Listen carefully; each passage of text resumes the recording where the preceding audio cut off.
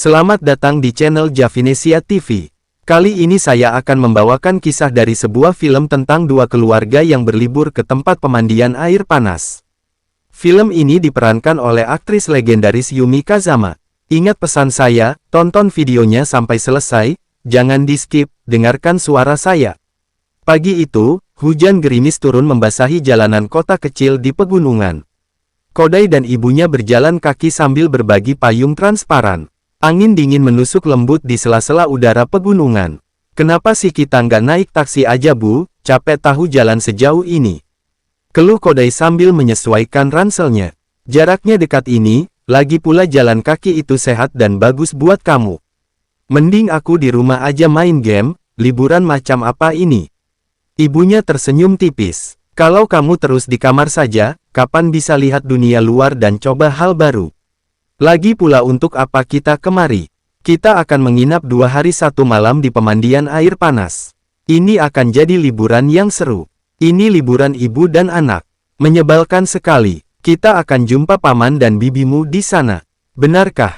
"Tentu saja. Sudah berapa tahun kita tidak berjumpa dengan mereka."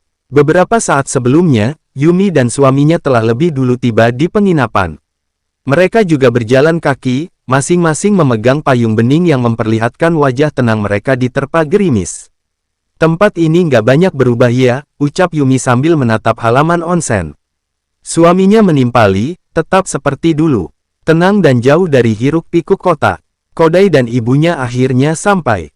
Mereka disambut Yumi dan suaminya di pintu penginapan. Hangatnya kayu dan aroma tatami menyambut kehadiran mereka. Yumi tersenyum, "Kalian akhirnya sampai juga. Bagaimana perjalanannya?" "Masih gerimis di luar. Anak ini merengek minta naik taksi, tapi aku pikir jalan kaki saja lebih baik," jawab ibunya Kodai sambil tertawa ringan. "Ah, kami juga begitu," kata suami Yumi. Yumi menyapa Kodai, "Kodai-kun, sudah lama ya nggak ketemu. Sekarang kamu kelas berapa?" "Kelas 1 SMA. "Wah, sebentar lagi masuk universitas ya," sahut pamannya. Ibunya menepuk pundak Kodai, "Dia anaknya rajin kok, cuma agak pendiam." Yumi menoleh ke kakaknya, "Iya, dari dulu Kodai memang pendiam." Menjelang sore, Kodai beristirahat di kamar.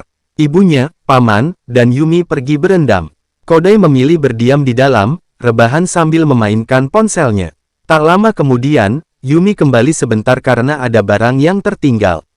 Dia tersenyum melihat Kodai. "Kamu nggak ikut berendam?" "Enggak, aku mau istirahat dulu," jawab Kodai malu-malu. Yumi tertawa kecil, "Kamu udah dewasa sekarang, ya? Bebas mau ngapain aja." Kodai hanya tersipu. Diam-diam dia memandangi Yumi, matanya menangkap pesona sang bibi yang cantik dan lembut. Cahaya lampu kuning redup menerangi kamar bergaya tradisional Jepang. Yumi duduk di depan cermin kecil, menyisir rambutnya perlahan. Ia mengenakan yukata tipis dan baru saja selesai mandi. Di belakangnya, suaminya sudah berbaring di futon, tangannya menyilang di belakang kepala, menatap langit-langit dengan malas. Yumi berkata pelan sambil menatap bayangan dirinya di cermin. "Aku tadi lihat Kodai diam saja di sudut ruang. Dia kelihatan aneh. Anak itu pendiam dari dulu kan?" gumam suaminya. "Tapi bukan cuma pendiam. Sekarang dia mulai melihatku dengan cara berbeda." "Maksudmu, cara pandang yang nggak biasa?" "Aku tahu dia remaja. Tapi tadi siang, dia kayak nggak bisa lepas pandang dari aku dan aku sendiri merasa canggung."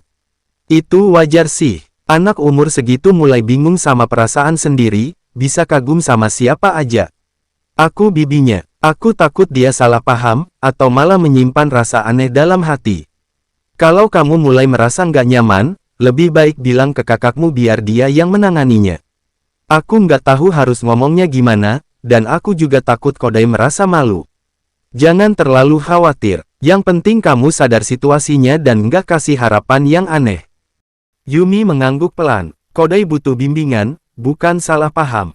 "Iya, mungkin besok aku akan coba bicara pelan-pelan sama kakakku." "Baguslah.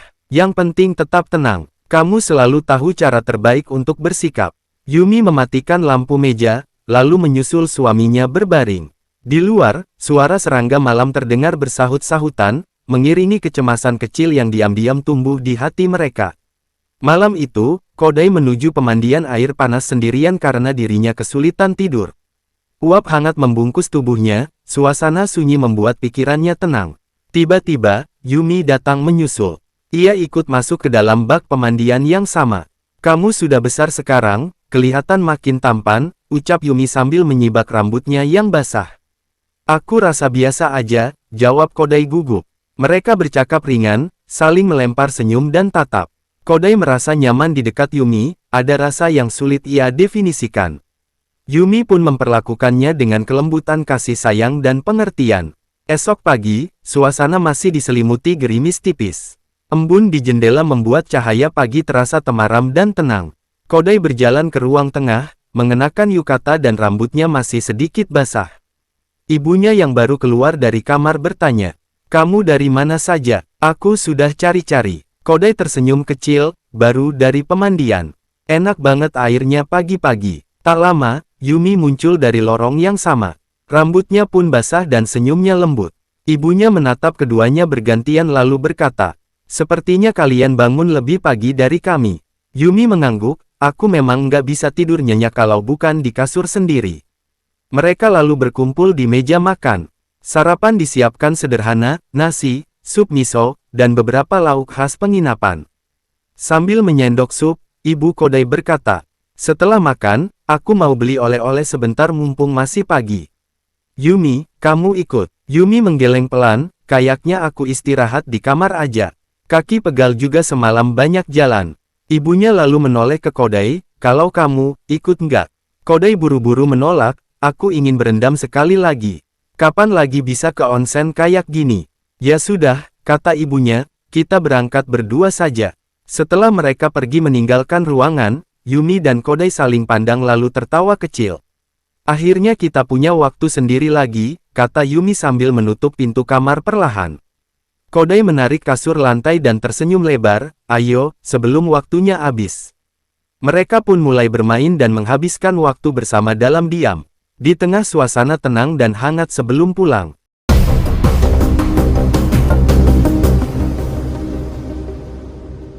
Waktu check out tiba, gerimis masih turun lembut dari langit. Dua keluarga berjalan bersama keluar penginapan. Payung-payung transparan melindungi mereka dari hujan tipis. Di barisan depan, Ibu Kodai dan suami Yumi berjalan berdampingan, berbincang ringan. Di belakang, Kodai menggandeng tangan Yumi. Tak ada sepatah kata pun dari mereka, hanya kehangatan yang terasa di genggaman. Langkah mereka menyatu di jalanan basah, meninggalkan kenangan 2 hari 1 malam yang tak akan mudah dilupakan. Film ini bukan hanya tentang liburan, tetapi tentang hangatnya ikatan keluarga, percakapan sederhana yang mengisi hati, dan diam-diam kebersamaan yang mengubah seseorang. Kadang, yang paling berkesan dari perjalanan bukan tempatnya, tapi siapa yang bersamamu di sana. Sampai ketemu lagi di video berikutnya. Jangan lupa like, share, dan tinggalkan komentar. Sayonara, minasan.